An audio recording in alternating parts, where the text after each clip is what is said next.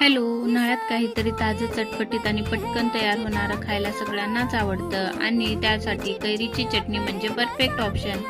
ही चटणी फक्त 5 ते 10 मिनिटात तयार होते आणि भाकरी, पोळी किंवा अगदी भातासोबतही खूप छान लागते. चला रेसिपीला सुरुवात करूया. सर्वप्रथम कांदे बारीक चिरून त्यावर थोडंसं मीठ टाकून स्वच्छ धुवून घ्या आणि त्यातील पाणी पूर्णपणे काढून टाका. आता एक कैरी घ्या, ती मोठी असल्यामुळे मी तिचा अर्ध्यातला अर्धा भाग घेतला आहे. त्याची साल काढून घ्या. आता खलबत्त्यामध्ये थोडे जिरे टाकून छान वाटून घ्या. त्यानंतर त्यात कैरी घालून बारीक वाटून घ्या. वाटलेल्या कैरीमध्ये चवीनुसार मीठ, तिखट घालून पुन्हा वाटून घ्या. आता त्यात धुतलेला कांदा घाला आणि हलक्या हाताने छान वाटून घ्या. लक्षात ठेवा, कांदा जोरात वाटायचा नाही, नाहीतर तो खूप बारीक होईल.